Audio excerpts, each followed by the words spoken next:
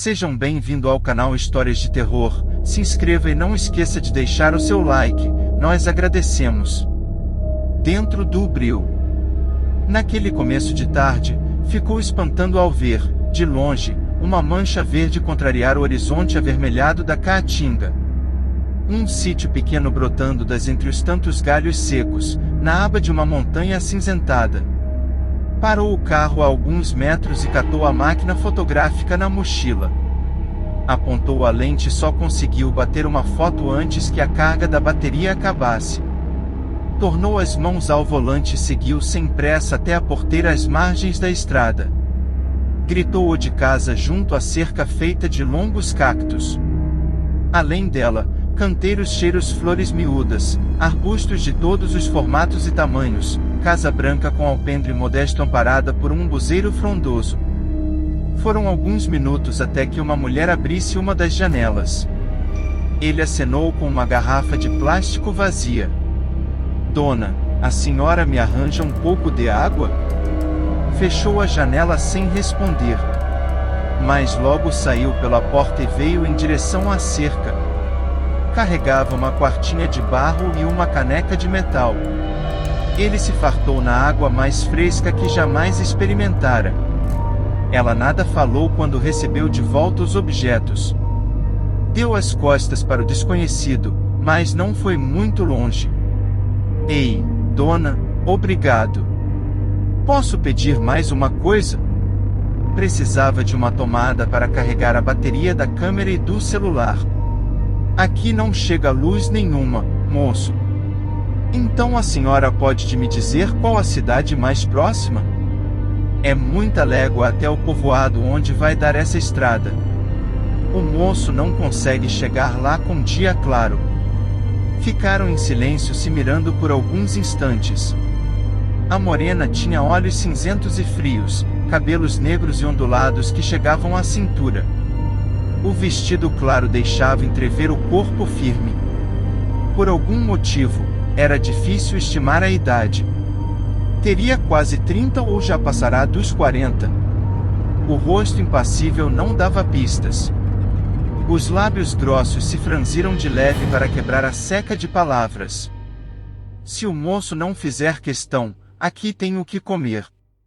Melhor não viajar de barriga vazia." Ele sorriu e retirou a trava que mantinha a porteira fechada. Seguiu a anfitriã até a casa. Na sala de poucos móveis, sentou-se no tamborete junto à mesa quadrada forrada com toalha florida, enquanto ela foi à cozinha. "Olhe, agradeço muito a bondade, viu? Como é mesmo o nome da senhora?" "Jandira." "Carece do senhora, não?" "Prazer. Frederico." "Fred é melhor. Sou fotógrafo, sabe? Vim do Recife para um serviço nessas bandas. Trabalho numa revista estrangeira." Nisso ela trouxe um prato de feijão com farinha e pedaços de bode guisado. Trouxe também uma caneca com suco de umbu e ficou encostada numa das paredes como se vigiasse o convidado. Enquanto comia, Fred contou que antes trabalhava num jornal e desistiu do emprego para aceitar a proposta da revista porque estava cansando de cobrir manifestação interrompendo o trânsito, encontro de político, rebelião em presídio ou jogo de futebol. Disse que nunca tinha vindo ao sertão e as fotos que deveria tirar eram sobre a estiagem. Jandira, olhos imóveis, parecia ouvir sem escutar. Daí Fred se concentrou na refeição e não contou que, na busca por açudes vazios com chão rachado, carcaças de vacas mortas, pirralhos magros de pés descalços, rostos de idosas sofridas, havia se perdido nas estradas poeirentas. Não entendia de mapa e GPS, quase nunca sabia que direção tomar.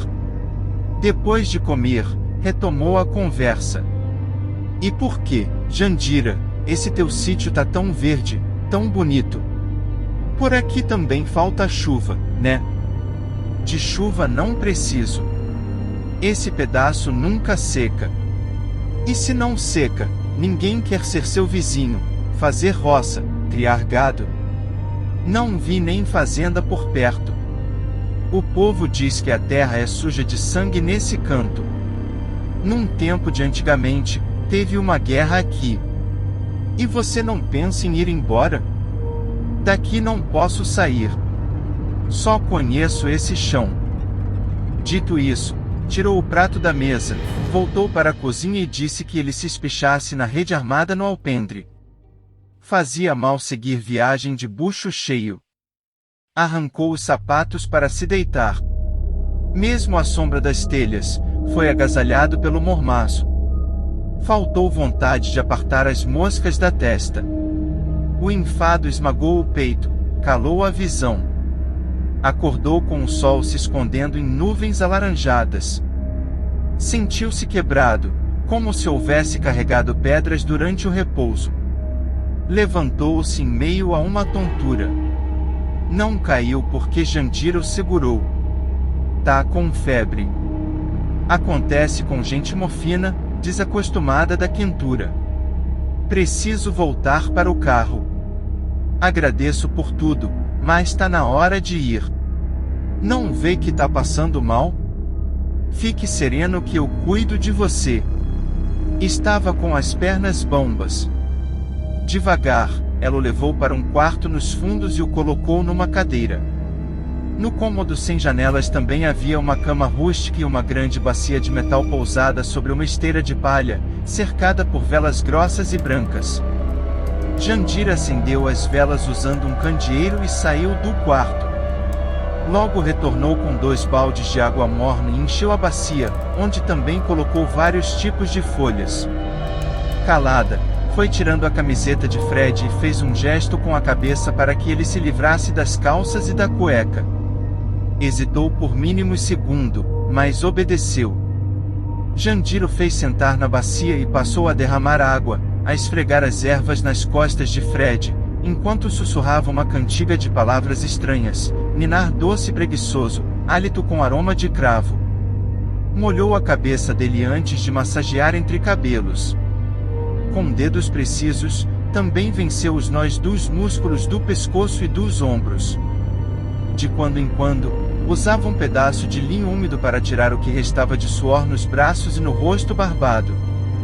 Fred percebeu que, em algum momento, ela havia tirado o vestido ensopado pela água da bacia. Sentiu peitos roçando suas costas. Os braços dela vieram por trás, tocando as costelas. As mãos friccionaram ervas contra o peito cabeludo. A pele de Jandira cheirava a aconchego. Ela riu abafado quando ele remexeu o tronco por causa cócegas que o alisado provocava. Suave como se encostara, foi desafazendo o abraço. Fred comprovou que só uma calcinha branca e larga resguardava. Entre os seios pequenos balançavam contas do terço singelo transformado em colar. Jandira estava acocorada e quieta, olhar de onça antes do ataque. Fred cerrou pálpebras, suspirou. Veio um formigamento agradável em todas as partes. O coração ia e vinha com força. Foi coberto por um silêncio que durou séculos. Teve um susto ao receber uma ordem de Jandira, de novo vestida, agora em pé e apontando para a cama. Pronto, tá feito. Se enxugue com essa toalha, se vista. Viajar agora faz medo. Amanhã você segue seu rumo. Tem um chá aqui nessa caneca. Tome que é bom para ficar em paz. Olhe, Jandira, não sei como te agradecer. Mas acho que já dá para ir embora. Não quero atrapalhar mais. Precisa agradecer não, nem atrapalha. Não saia. Daqui a pouco vem o breu. É noite mais fechada que as outras, acontece de vez em quando nessas bandas. Vem uma escuridão que candeeiro nenhum presta. Nem lanterna de pilha adianta. Gente de juízo não sai de casa quando tá assim. Se aquiete aí, durma, deixe amanhã chegar. A advertência criou dobras severas no rosto da mulher. Saiu do quarto sem dar chance de mais conversa. Com um gole, Fred tomou o chá, gosto amargo, feito suco de laranja podre. Depois se recostou na cama mirando o cruzado das través na coberta. Será que havia mesmo uma noite mais escura que as outras? Do lado de fora, piados, zumbidos, chiados recortavam o silêncio. O vento assoviava ao invadir as frestas do telhado. Passaram-se horas nessa sinfonia. Ou foram apenas uns minutos? E nada de vir o sono. O amanhecer parecia ter sido cancelado. Mas, de um segundo para outro, o tempo calou-se.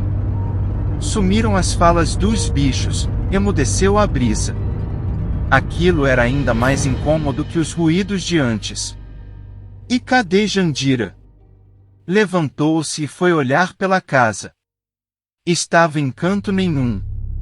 Abriu uma janela da sala e viu o branco do vestido desaparecendo na escuridão. Ela caminhava na estrada além da porteira. Ainda gritou Jandira, Jandira. Podia estar metido numa encrenca. Talvez ela fora chamar alguém. Quem? Então era ficar ou fugir.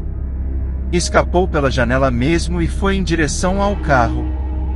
Quando chegou junto, percebeu estar sem a chave.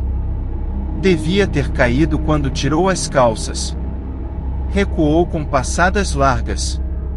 No meio caminho, viu uma sombra negra encobrir a casa, que se apagou misturada ao cenário noturno. Voltou-se e notou que o carro também não podia mais ser visto. Bastou soprar um vento forte para que essa escuridão o engolisse. Andou como um cego querendo se valer do tato. Nada tocava que não fosse o vazio. Até as pedrinhas do terreno já não cutucavam os pés. Correu em todas as direções sem chegar a canto nenhum. Tudo em volta era como o fundo de um mar de escuridão. Do ar, gelado e ralo, pouco sobrava para descer aos pulmões. Berros travavam na garganta. Devia ser assim a antessala da morte. Sentou-se no chão e esperou que algo acontecesse. Ficaria ali para sempre? Foram incontáveis batidas sem ritmo no peito, tantas gotas de desespero escorrendo na nuca, até que pontos amarelos vieram surgindo mais adiante. Pequenas chamas seguiam lentas e enfileiradas. Correu em direção a elas. Ao se aproximar, entendeu que os lumes estavam nas mãos de homens, mulheres e crianças, pessoas vestidas de preto. Não conseguia enxergar os rostos. Falou com alguns deles, mas não o encaravam ou respondiam. Nada os tirava da marcha. Sacudiu os ombros de um sujeito magro que ia com a fila. Ainda assim foi ignorado. Decidiu acompanhar a procissão. Somaram-se vários passos para chegar em uma área aberta marcada por uma fogueira, em volta da qual a gente silenciosa ia se reunindo. Fred preferiu observar sem se aproximar. No meio do povo se destacou um homem de túnica longa e barba escura. Ele se apoiava num cajado retorcido e começou a discursar. Pouco dava para compreender. Era algo sobre o sangue dos justos e volta do rei sábio. A fala foi cortada por estampidos e clarões.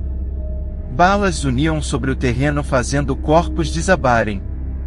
Entre berros e choros, mulheres tentavam proteger os filhos. Os homens do grupo puxaram armas de fogo e facões, indo de encontro aos agressores disfarçados pelas trevas.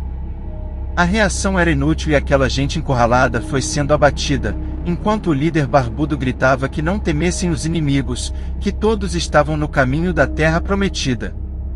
A desorientação o paralisou. Testemunhou o desespero e extermínio antes de ser tomado pelo impulso de permanecer vivo.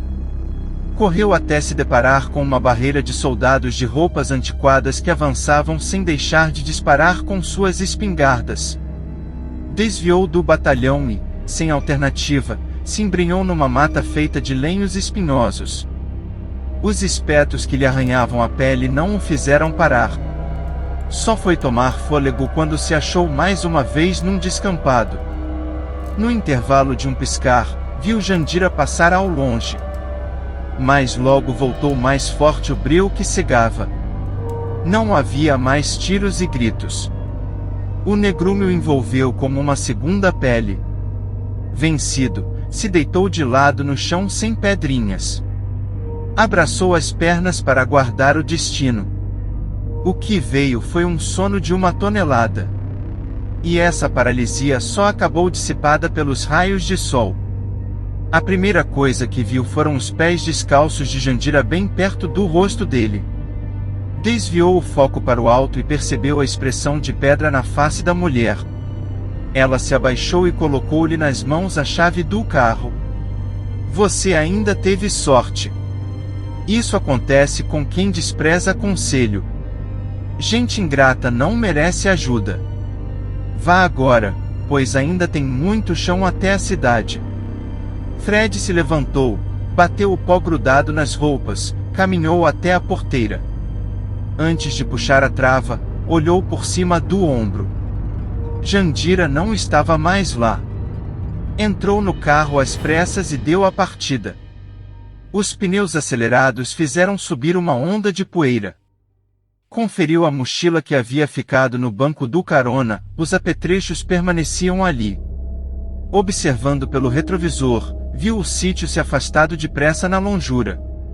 Horas e horas a rodar no caminho quase sem curvas. O indicador do combustível estava perto do negativo e um povoado apareceu à frente. Parou num posto de gasolina conjugado a um restaurante, logo na entrada do vilarejo. Abasteceu, estacionou e sentou numa das mesas. O garçom espremeu os olhos ao atender o forasteiro despenteado, de camiseta amarrotada, cheia de rasgões, toda suja de barro. Fred pediu uma cerveja e perguntou por uma tomada para carregar a câmera e o celular. Esvaziava a segunda garrafa quando o garçom voltou com equipamentos prontos para serem religados. O dedo trêmulo acionou logo máquina fotográfica. Procurou entre os arquivos a última foto batida. Era apenas vegetação esturricada no sopé de uma montanha cinzenta, sem mancha verde a contrariar o horizonte avermelhado da caatinga.